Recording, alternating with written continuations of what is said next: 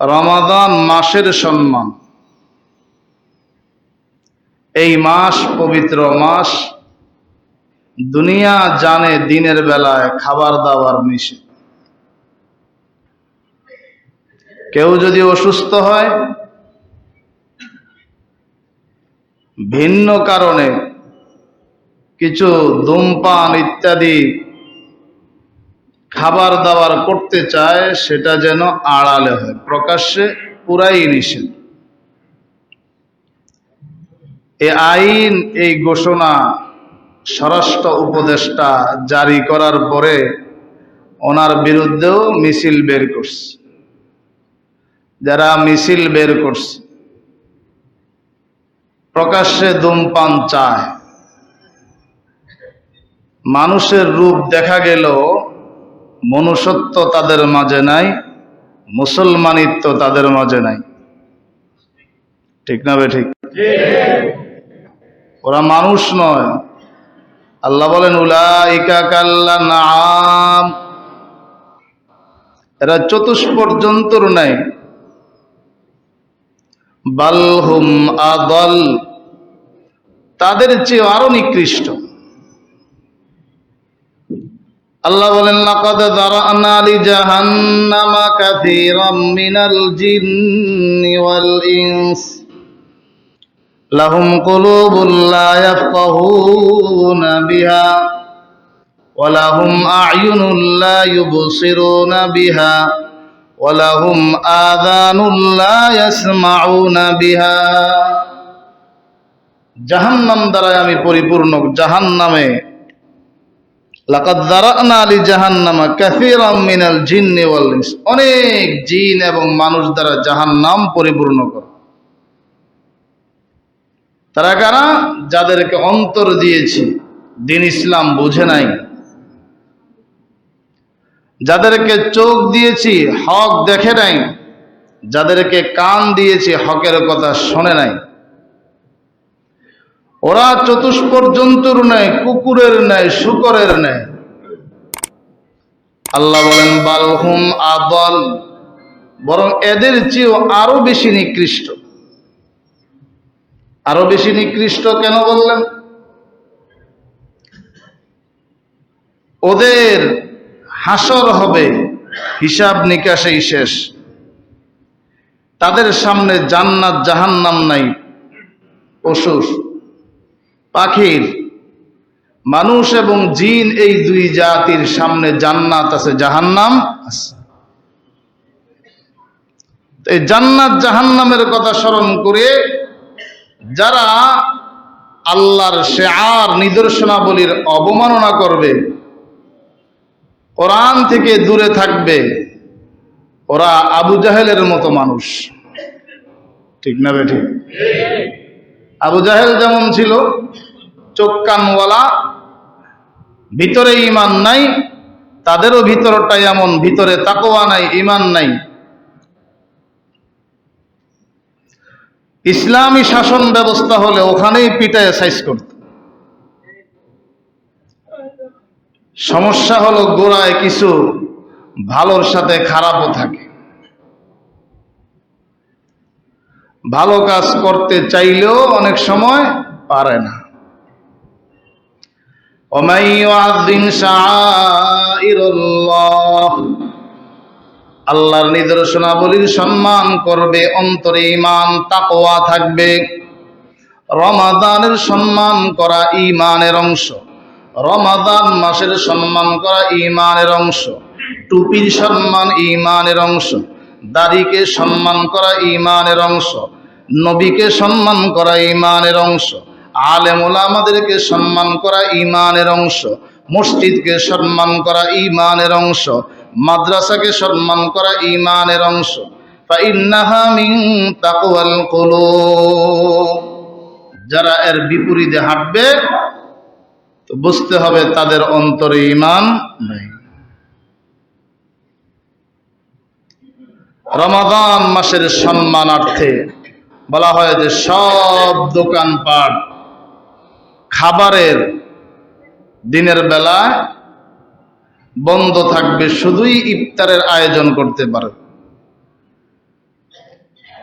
অসুস্থ রোগীদের ব্যবস্থার অভাব নাই, সেই অজুহাতে আমাকে দোকান খুলতে হবে।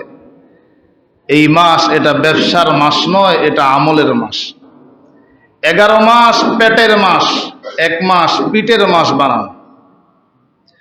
পিঠকে যেন আযাব থেকে, আল্লাহর আযাব থেকে, কবরের আযাব থেকে বাঁচানো যায়, এই ফিকির হলো রমাদান মাস।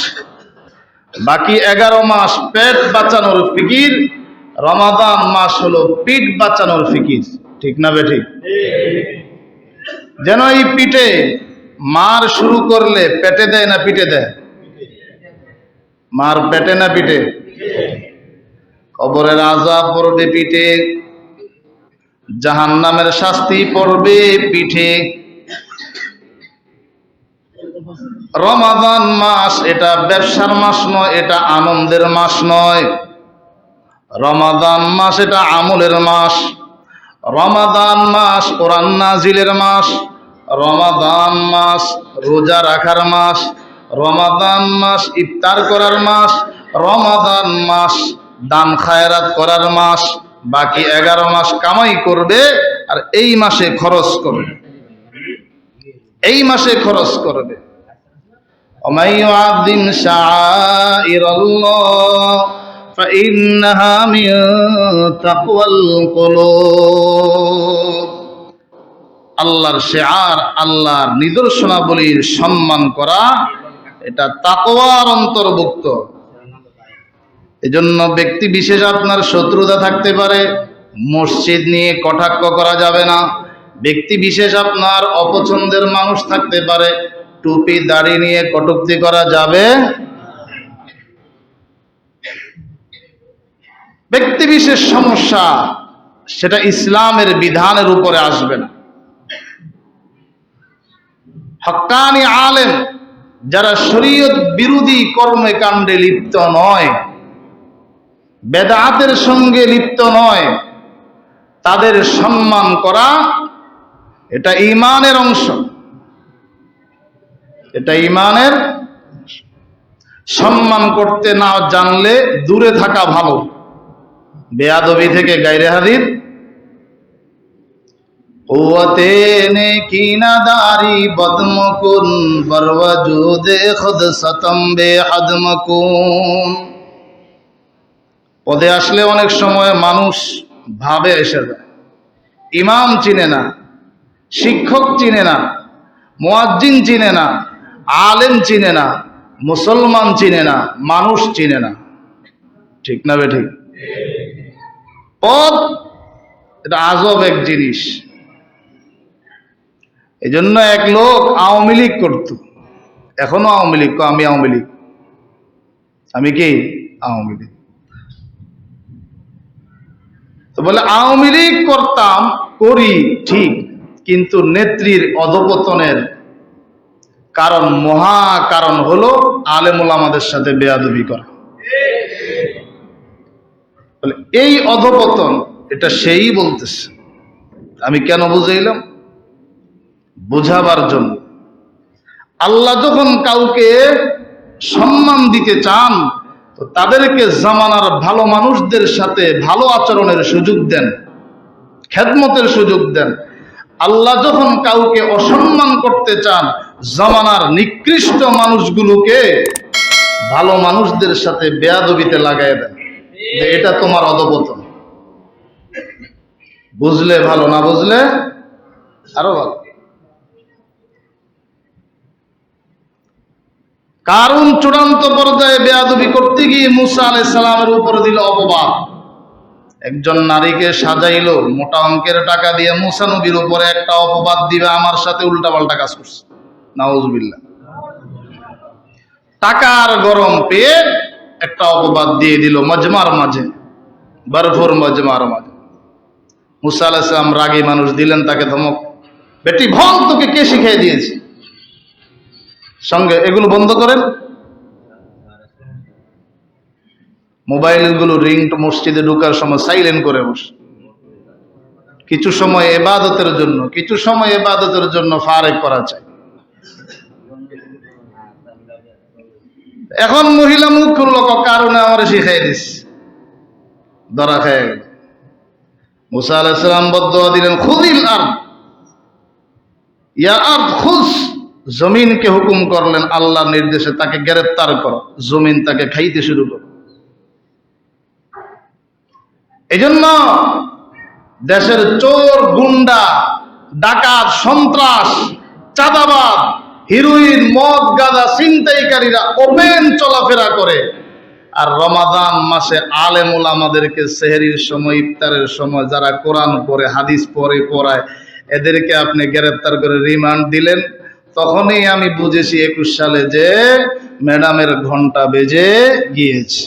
কারণ এই মাস দোয়া করার মাস, ইফতারের সময় দোয়া কবুল। এতগুলো হাফেজ, আলেম, মুফতি, মুহাদ্দিস জেলখানায় বৈশা যদি বদদোয়া দেয়, তো আল্লাহ চুপ করে বসে থাকবে? বলে রশি বহু ডিল দিছে, আর এখন ডিল দেওয়ার সময়। এই জন্য আলেম ওলামাদের সাথে সম্মানজনক আচরণ করা চাই। এটা একটা আগুনের মতো, মসজিদ, মাদ্রাসা এগুলো আগুনের মতো। দূরে থাকেন এক ভালো, কাছে আসলে বিনয়ের সাথে। যদি ইমাম, মুয়াজ্জিন, খাদেম এবং মসজিদের খেদমত করতে মন চায় তাইলে মিশেন, আর না পারলে দূরে থাকেন। বেয়াদবি থেকে গায়রে হাজির ভালো।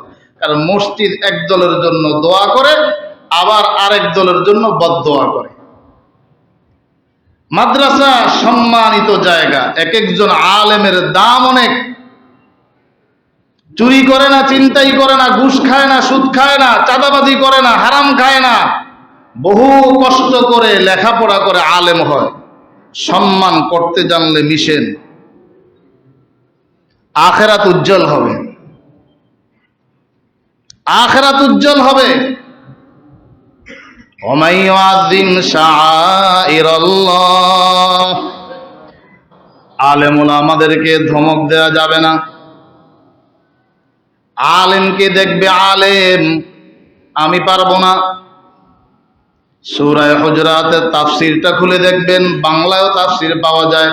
ইয়া আইয়ুহাল্লাযীনা আমানু লা তারফাউ আসওয়াতাকুম ফাওকা সাওতিন নবী ওয়া লা তাজহারু লাহু বিল কওলি কাজহারি বাযিকুম লিবাযিন আন তাহাবাতা আ'মালুকুম ওয়া আনতুম লা তাশউরুন। এই আয়াতের তাফসীরটা কিছুদিন আগে চিটাং রোড বড় একজন আলেমও করেছেন। বলে আলেম ওলামাদের সঙ্গে বেয়াদবি করলে আমল এমন ভাবে নষ্ট হবে তুমি টেরও পাবা না। রোজা, নামাজ কোনো কাজ আসবে না, রোজাও নষ্ট হয়ে যাবে, নামাজও নষ্ট হয়ে যাবে, দান খায়রাত নষ্ট হয়ে যাবে, তোমার হজ নষ্ট হয়ে যাবে। তাহাবাত আমালুকুম, আমল নষ্ট হয়ে যাবে। ও আনতুম লা তাশউরুন, টেরও পাবে না। এজন্য আমরা আলেম ওলামা সম্মান করি, মানুষদেরকে দেখলে সম্মান করি, মুরব্বীদেরকে দেখলে সম্মান। আমি আমার কথা বলি, সম্মান করি। একজনকেও ভয় পাই না, কোনো নেতাকে ভয় করি না, কোনো নেতাকে ভয় করি। নেতার জায়গায় নেতা। মসজিদে চলবে ইমামের নেতাগিরি, কি কথা ঠিক না বেঠিক? আর বাহিরে আপনার নেতাগিরি থাকে। মসজিদে সবাই মুসল্লি, সভাপতিও যদি সবার শেষে আছে পিছনে বসবে, সেক্রেটারিও যদি সবার শেষে আছে কোথায় বসবে? পিছনে বসবে। মসজিদের কাছে সামনে আসতে পারে। ওমাই ইউআযিম শাআইরাল্লাহ, রমাদান মাসের সম্মান করতে হবে, কোরআনের সম্মান করতে হবে, মসজিদের সম্মান করতে হবে। টুপি আপনি পরেন না পরেন আপত্তি নেই, তবে টুপিকে নিয়ে ব্যঙ্গ করা যাবে না। টুপিকে নিয়ে এক নাফরমান কুকুরের মাথায় উঠিয়ে দিল। আরো আগের কথা ভিডিওতে দেখলাম, তো ওর ভিতরে ঈমান নাই, ও তো ভারতের চামচা। কথা ঠিক না বেঠিক? ভিতরে ঈমান নাই, তাকওয়া নাই। সাধারণত বহু যার সন্তান দুনিয়ায় জন্মগ্রহণ করে না, এই গুনাহের কাজে আল্লাহ এদেরকে ব্যবহার করে। নবীর আদর্শ টুপি কোথায় রাখলা? হ্যাংকাপ লাগাইবা, হাত ধরো, হাতে হ্যাংকাপ লাগা, দাড়ির জল লাগান। দাড়ি কি সমস্যা করলো? দাড়ির সাথে বিদ্বেষ কেন? এই কথা ঠিক না বেটি? রমাদান মাস চলে যাবে, থাকবে না। তবে মুমিন হিসাবে এই মাসটাকে জিন্দেগির শেষ মাস মনে করে আমল করা চাই। যেটা আমার জিন্দেগির শেষ মাস, সামনে রোজার মাস আমি নাও পেতে পারি। এটা আমার তারাবি, শেষ তারাবি। একটা খতম নামাজে পড়ব, একটা খতম দিব নামাজের মাঝে, এতে সহ্য হয় না। 4 রাকাত পরে দৌড়, 8 রাকাত পরে দৌড়, 12 রাকাত পরে দৌড়। রহমতের জায়গা, এলাকায় যেটা মসজিদ, নামাজ হচ্ছে পুরা এলাকার মাঝে এটা শ্রেষ্ঠ জায়গা। এখানে কোরআন তেলাওয়াত হচ্ছে, নামাজে কি পরিমাণ হাজার হাজার লক্ষ লক্ষ নেকি আসমান থেকে বর্ষণ হচ্ছে, রহমত বর্ষণ হচ্ছে। এর পরেও যদি আমার 8 রাকাত 20 রাকাত দ্বন্দ্ব করে এখান থেকে দূর হতে হয়, তাইলে বুঝতে হবে কপাল পোড়া, কপাল পোড়া। 1200 বছর আগে এই নিয়ে দ্বন্দ্ব ছিল না। এখন উনি এমন ব্যাখ্যা বুঝলেন, সাহাবীদের থেকেও বেশি ব্যাখ্যা। এই জন্য আল্লাহর নবী আবু তালিবকে হেদায়েতের উপরে আনার জন্য খুব চেষ্টা করছেন, পারেন নাই। আল্লাহ বলেন, ইন্নাকা লা তাহদি মান আহবাবতা, আপনি যাকে চান তাকে হেদায়েত দিতে পারবেন না। হেদায়েত আমি যাকে চাই তাকেই। হেদায়েতের মালিক কে? আল্লাহ। কোন ইমাম কাউকে হেদায়েত দিতে পারে না, কোন ইমাম কাউকে হেদায়েত দিতে পারে না।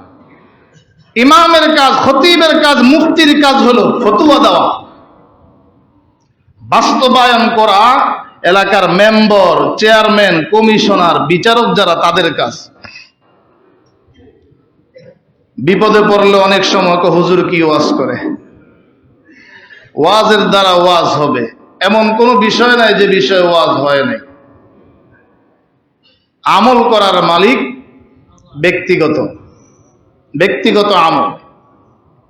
ওয়াজ কাউকে ওয়াজ এটা হেদায়েতের উসিলা, ঈমান বাড়বে। ওয়াযাক্কির ফাইন্নায যিকরা তানফাউল মুমিনিন। আলিফ লাম মিম যালিকাল কিতাবু লা রাইবা ফীহি হুদাল লিল মুত্তাকিন। কোরআন হেদায়েত সবার জন্য নয়, যাদের ভিতরে তাকওয়া আছে, যারা মানতে আগ্রহী, যাদের ভিতরে আল্লাহর মহব্বত, যাদের ভিতরে নবীর মহব্বত, কোরআন তাদের জন্য হেদায়েত। নাইলে ইহুদিদের এজেন্ট আছে, ওরাও মাদ্রাসা বানায়া আলেম বানায় যেন 100টা ভালো কথার মাঝে 5টা ইসলাম বিদ্বেষী কথা ঢুকিয়ে দিতে পারে। তো কোরআন পড়লেই মুসলমান হয় না, কোরআন পড়লেই মুসলমান হয় না। টুপিদারি আর আলেমের লেবাস রাখলেই ভালো আলেম হয় না, অন্তরে তাকওয়া থাকতে হয়। অন্তরে কি থাকতে হবে? তাকওয়ার জন্য হলো রমাদান মাস। এজন্য আবার সেই কথা আমি স্মরণ করায় দিতে চাই, ইয়া বাগিয়াল খাইরি আকবিল, হে কল্যাণ অনুসন্ধানকারী তুমি আগে বাড়ো, নামাজ বাড়াও, রোজা গুরুত্বের সাথে রাখো, দান খায়রাত বাড়াও, কোরআন তেলাওয়াত বাড়াও, কোরআনের খতম বাড়াও। ইয়া বাগিয়াল খাইরি আকবিল, জিকিরকারী জিকির বাড়াও, জিকির বাড়াও। ওয়া বাগিয়াশ শাররি আকসির, হে অকল্যাণকামী এবার একটু থামো। রমাদান মাসে তোমার সব পাপ কর্মগুলো তুমি থামাও, সব পাপ কর্মগুলো তুমি থামাও। বোতল ব্যবসা বন্ধ করে দাও, সুদ বন্ধ করে দাও, ঘুষ বন্ধ করে দাও, সাদাবাজি বন্ধ করে দাও, হিরোইন, নেশা, মদ, গাঁজা বন্ধ করে দাও। যারা এই নেশায় অভ্যস্ত, মদ গাঁজায়, এরা নেশায় টিকতে না পারে তখন ছিনতাইয়ের কাজ শুরু করে, ঠিক না?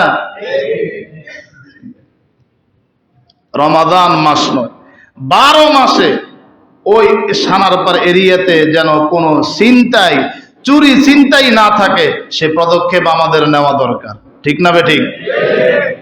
ওদেরকে হয় বাইন্দা আরোগ্য হসপিটালে ঢুকায় দেন, নাইলে বিদেশ পাঠায় দেন। সমাজের মানুষ ডাক্তার, ইঞ্জিনিয়ার, শিল্পপতি স্বাধীনভাবে বসবাস করবে। আমি আগেও বলেছিলাম, এমনও মানুষ আছে যাদের জন্মের পরে তার বাবা মা তার দেহের মাঝে একটা টোকা দেয় নাই, উস্তাদ বেত্রাঘাত করে নাই, কিন্তু আপনি কিছু টাকার জন্য দেহের মাঝে একটা আঘাত করে দিলেন, অনেকগুলো শিলির প্রয়োজন হলো। এই হাত, এই জালিমের হাত, এটা আযাবের হাত। এটা বেশি দিন টিকবে না, বেশি দিন লাস্টিং করবে না। সময় থাকতে তাওবা না করলে গর্তে ঢুকে যাবে, সময় থাকতে তাওবা না করলে হাত ভেঙে যাবে। হয় আল্লাহর পক্ষ থেকে ভাঙবে, নাইলে আল্লাহ পুলিশ দিয়ে, প্রশাসন দিয়ে ভাঙাবে। কিন্তু আইন আমরা হাতে তোলার চেষ্টা করব। রমাদান মাস ঝগড়াঝাটি থেকে বিরত থাকতে হবে, মারামারি থেকে বিরত থাকতে হবে। বিশেষ করে কোনো রোজাদার গায়ে টাচ করা যাবে না, কোনো রোজাদারের গায়ে টাচ করা যাবে না, কাউকে গালি দেওয়া যাবে না, অসম্মানজনক আচরণ করা যাবে না। শয়তান বন্দী, কিন্তু শয়তানের খলিফা, প্রতিনিধি, যাদের দ্বারা শয়তান তার অনুপস্থিতিতে কাজ করে, এরা কিন্তু সমাজের অলিতে গলিতে আছে। ঠিক না বেটি? অতএব রোজা রাখবো রমাদান মাস, এই রমাদানে এমন ভাবে রোজা রাখবো যেমন রোজাটা আমার জন্য রহমত হয়, রোজা আমার জন্য মাগফিরাত হয়, রোজা আমার জন্য জাহান্নাম থেকে মুক্তির উসিলা হয়। এমন রোজা যেন না হয় রোজা নিজেই আমার উপরে বদদোয়া করে অভিশাপ দেয়। এমন রোজা যেন না হয়, এমন রমাদান যেন আমার ভাগ্যে না আসে যে জিব্রাইল বদদোয়া করেন, নবীজি আমিন বলেন, ওই ধ্বংসপ্রাপ্তদের অন্তর্ভুক্ত যেন আমি না হই। ইয়া বাগিয়াল খাইরি আকবিল ওয়া ইয়া বাগিয়াশ শাররি আকসির। রমাদান মাসের আমল রোজা রাখা, রমাদান মাসের আমল কোরআন তেলাওয়াত করা, রমাদান মাসের আমল বেশি বেশি দান খায়রাত করা, রমাদান মাসের আমল এই মাসে মানুষ বেশি বেশি যাকাত দেয়। নামাজ অস্বীকার করলে ঈমান থাকে না, যাকাত অস্বীকার করলে ঈমান থাকে না। যাকাত দিলে সম্পদ বাড়ে, যাকাত না দিলে সম্পদ বাড়ে না। যাকাত দিলে সম্পদ পবিত্র হয়, যাকাত না দিলে সম্পদ অপবিত্র হয়, নাপাক থেকে যায়। কাপড় সেলাই করছে, এখন এটাকে আগে একটা ধোয়া দেয় যেন পবিত্র হয়। সম্পদ কামাই করছেন, এখান থেকে যাকাত দিয়ে দেন, সম্পদ পবিত্র হবে। যাকাত দিলে সম্পদ বাড়বে, যাকাত দিলে সম্পদ পবিত্র হবে। আল্লাহ বলেন, খুয মিন আমওয়ালিহিম সাদাকাতান তুতাহিরুহুম ওয়া তুযাক্কিহিম বিহা ওয়া সাল্লি আলাইহিম ইন্না সালাতাকা সাকানুল লাহুম ওয়াল্লাহু সামিউন আলীম। মানুষের মাল থেকে আপনি যাকাত গ্রহণ করুন, তুতাহিরুহুম, মালগুলো পবিত্র করুন, অতুজাক্কিহিম, যাকাত দিলে আত্মাটাও পবিত্র হয়, আত্মাও কি হয়? পবিত্র হয়। এজন্য যাকাত দেওয়া ফরজ, শতকরা 2.5%, 40 ভাগের 1 ভাগ, 40 ভাগের আমার উপরে যাকাত আসছে, যাকাত আমাকেই দিতে হবে। বিবির উপরে যাকাত আসছে, যাকাত আমাকেই দিতে হবে, বিবিকেই দিতে হবে। ভাই ভাইয়ের যাকাত দিবে, আমি আমার যাকাত দিব, আমার বিবি আমার যাকাত দিবে। তবে আমি যদি আমার যাকাতের অর্থটা আরেকজনকে দিয়ে দেই যে আপনি দেন, তাহলে যাকাত আদায় হবে। অন্যাইলে বাবা যাকাত আদায় করলো আর সন্তানও কোটিপতি লাখপতি কিন্তু যাকাত দেয় না, তার যাকাত আদায় হবে না। ভাই যাকাত দিল, আরেক ভাই চুপচাপ বসে থাকে, আমার ভাই তো দিচ্ছে, যাকাত আদায় হবে না। যাকাতটা হিসাব করে করে, হিসাব করে করে দিতে হবে। আর নফল দান বেগাইরে হিসাব, হিসাব ছাড়া দিতে পারি। والذين يكنزون الذهب والفضة ولا ينفقونها في سبيل الله। যাকাত কিসের উপরে দিবেন? যাকাত আসবে স্বর্ণের উপরে, যাকাত আসবে রূপার উপরে, যাকাত আসবে জমা টাকার উপরে, যাকাত আসবে ব্যবসায়িক পণ্যের উপরে, যাকাত আসবে। যারা স্বর্ণ রূপা জমা করে, ওয়াল্লাযীনা ইয়াকনিযুনা আয-যাহাবা ওয়াল ফিদ্দা ওয়া লা ইয়ানফিকুনাহা ফি সাবিলিল্লাহ। সূরা তাওবা 34-35 নং আয়াত। আজকেই তারাবির নামাজে তেলাওয়াত করা হবে। ওয়াল্লাযীনা ইয়াকনিজুনা আয-যাহাবা ওয়াল ফিদ্দাতা ওয়া লা ইউনফিকুনাহা ফী সাবিলিল্লাহ, স্বর্ণরূপা জমা করে খরচ করে না আল্লাহর রাস্তায়। আল্লাহ বলেন তাদেরকে যন্ত্রণাদায়ক শাস্তির সুসংবাদ দিয়ে দিন। একটা শাস্তির বিবরণ পরবর্তী আয়াতে আল্লাহ দিলেন, ইয়াউমা ইউহমা আলাইহা ফি নারি জাহান্নাম ফাতুকওয়া বিহা জিবাহুহুম ওয়া জুনুবুহুম ওয়া যুহুরুহুম হাযা মা কানাসতুম লিআনফুসিকুম ফাযুকু মা কুনতুম তাকনিজুন। আল্লাহ বলেন ওই দিনকে স্মরণ করো যেই দিন তাদের সম্পদগুলো, যাকাতবিহীন মালগুলোকে আগুনে গলানো হবে, গলায় তাদের কপালে দাগ দেওয়া হবে, তাদের পার্শ্বে দাগ দেওয়া হবে, কোমরে দাগ দেওয়া হবে, পিঠে দাগ দেওয়া হবে, আর বলা হবে হাযা মা কানাসতুম লিআনফুসিকুম, এটা হলো যা তোমরা নিজের জন্য জমা করে রেখেছিলে, যাকাত দাও নাই ফাযুকু মা কুনতুম তাকনিজুন। যাকাত না দিয়ে সম্পদ জমা করার কারণে শাস্তি ভোগ করতে থাকো। হাদিস শরীফের মাঝে আছে কিয়ামতের ময়দানে যাকাতের মালগুলোকে বিষধর সাপ আকৃতি দিয়ে উঠানো হবে। ওই সাপের মাথায় কোনো চুল থাকবে না, অতিমাত্রায় বিষ থাকার কারণে মাথায় কোনো চুলও থাকবে না। আর তাকে সাপের আকৃতি দেয়া ওই সাপ ছেড়ে দেওয়া হবে, পায়ের আঙ্গুল থেকে শুরু করে পুরা দেহটা পেঁচাইবে, পেঁচায়া মুখের উপরে আক্রমণ করবে আর বলবে আনা মালুক, আমি তোমার মাল, আনা কানজুক, আমি তোমার জমাকৃত সম্পদ। যাকাত না দিয়ে সন্তানের জন্য, বিবির জন্য রেখে যাবেন, আপনি বোকার স্বর্গে বসবাস করেন।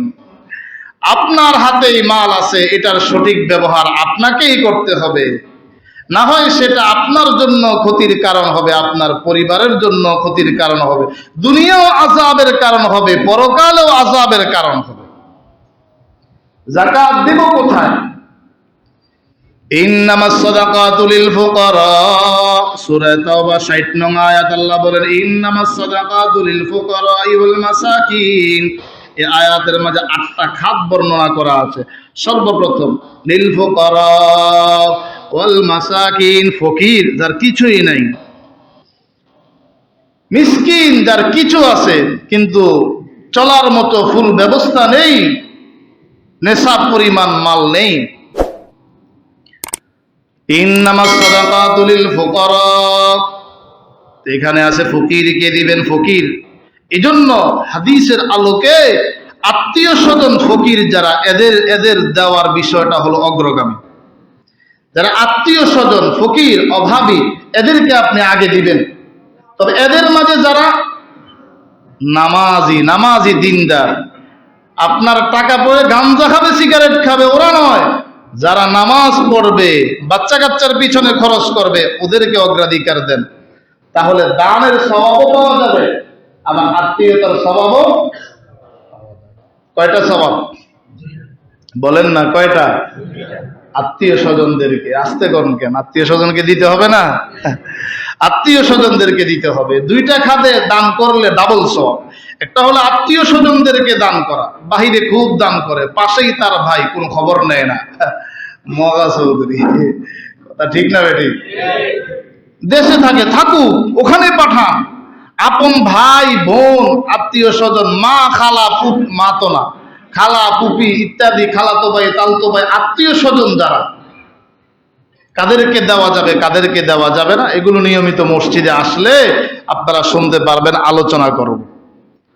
তবে ফকিরকে দিবেন, এটা একটা খাত যে আপনি আপনার নিকট আত্মীয় স্বজন যারা, এদেরকে দান করলে ডাবল সওয়াব। 2 নম্বর ডাবল সওয়াবের আরেকটা খাত হলো মাদ্রাসার লিল্লাহ বোর্ডিং, লিল্লাহ ফান্ডে, গোরাবা ফান্ডে দান করা। মাদ্রাসা ভবনের কাজে যাকাত দিলে হবে না, মসজিদে যাকাত দিলে হবে না, মসজিদ নির্মাণের কাজে যাকাত দিলে হবে না, মাদ্রাসার লিল্লাহ গোরাবা ফান্ডে যাকাত দিতে হবে। ওখানে দান করলে আপনার ডাবল সওয়াব, যাকাত দেওয়ার সওয়াব আপনি পাবেন, পাশাপাশি আপনি দ্বীন ইসলাম প্রচার প্রসার কাজে সহযোগিতা করলেন। এজন্য ইসলাম প্রচারের কাজ, দ্বীন প্রচারের সহযোগী হয়েছেন, ডাবল সওয়াব আপনি পাবেন।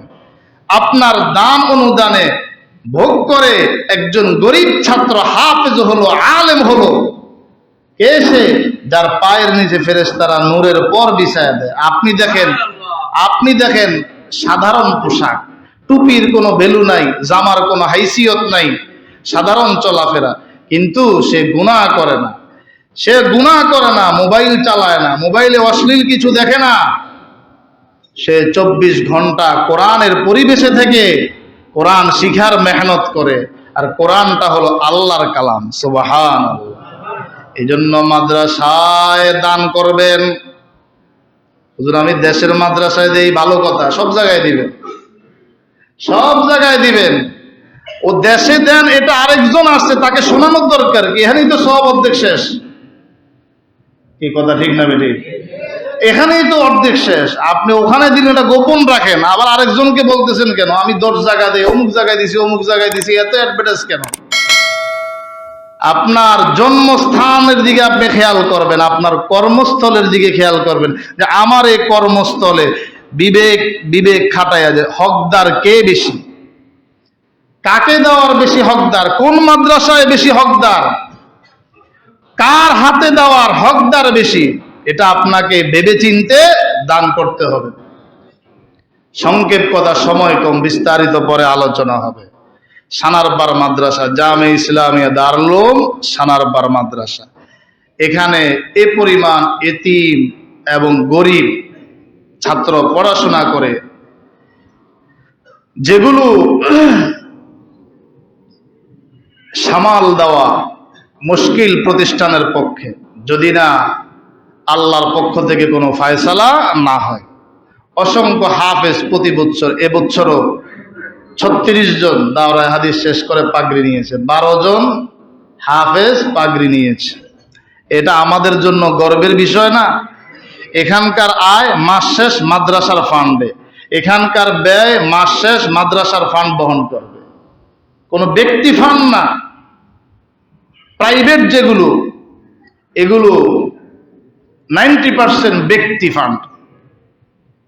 এরপরেও যদি সহযোগিতা চায় করবেন, যদি কোনো গরিব গোরাবা থাকে দিবেন, আপত্তি নাই, সব জায়গায় দিবেন।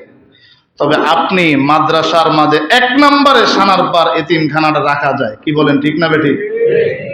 এটাকে প্রাধান্য দিবেন খুব স্বচ্ছভাবে। আল্লামা মুফতি বশিরুল্লাহ সাহেব, কোটি টাকা ওনার হাতে থাকলেও আপনি নিরাপদ মনে করতে পারেন, উনি এখন এখানকার মুহতামিম। কমিটির দোস্ত আহবাবরা আছেন, ক্যাশ কারোর কাছেই থাকে না, মাদ্রাসার ক্যাশ মাদ্রাসায়, আর অতিরিক্ত ব্যাংক অ্যাকাউন্ট কেউ পাঠাইতে চাইলে অ্যাকাউন্ট আছে। অতএব আমাদের এই আমানতগুলো রমাদান মাস, রমজানের পরে কয়েক মাস দান খায়রাত এমনি বন্ধই থাকে, কম থাকে, বন্ধ থাকে না, কম থাকে, কিন্তু এই মাসের দ্বারা আপনার অনেক ঋণ পরিশোধ করা যায়, প্রায় 2.5 লাখের উপরে ঋণও আছে। এরপরে মাদ্রাসার ভবনের কাজ চলতেছে, ভবন বলতে ক্লাসরুম, 2টা ক্লাসরুম, এখানেও প্রায় কয়েক লক্ষ টাকার ইটা, বালু, সিমেন্ট, থাই, জানালা ইত্যাদি সহ প্রায় কয়েক লক্ষ টাকার খরচের কাজ আমাদের সামনে আছে। এই জন্য আমরা মেহরবানি করে এখানে মাসিক কিছু দেওয়ার চেষ্টা করব। অন্তত বাৎসরিক এই রমাদান মাসে এই মাদ্রাসায় দান থেকে একজনও আমরা খালি থাকবো না, যাকাত ফিতরা আমরা দেওয়ার চেষ্টা করব ইনশাআল্লাহ। সরাসরি মাদ্রাসায় গিয়ে দিবেন, বা এখানে আমার রুমে রসিদ আছে, আমি কাটি, অথবা আমাদের ক্যাশিয়ার সাহেব কাটেন, আবার আমাদের মেজবা সাহেবও কাটেন, ওনার কাছেও রসিদ আছে। এভাবে প্রত্যেক মহল্লায়, দক্ষিণ সানারপাড়াও 2 মসজিদে দেওয়া আছে। আপনারা আপনাদের আমানতগুলো পৌঁছায় দিবেন ইনশাআল্লাহ। কি বলেন? একটা অংশ মাদ্রাসায় দিব না ইনশাআল্লাহ? আল্লাহ তাআলা একটু বড় অংশ দেওয়ার চেষ্টা করি, তাহলে আমরা গরিব ছাত্র যারা, এদেরকে তো ফেরত দেওয়া যায় না, ফেরত দিতেও লজ্জা হয়, কিন্তু ফেরত তো দেই না, কিন্তু আসলে তখন সেটাও তো সামাল দিতে হয়। আল্লাহ তাআলা আমাদের সবাইকে বুঝার, আমল করার তৌফিক দান করেন, সকলে বলি আমিন।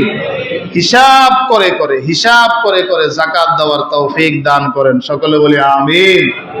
ওয়া আখিরু দাওয়ানা আলহামদুলিল্লাহি রাব্বিল আলামিন।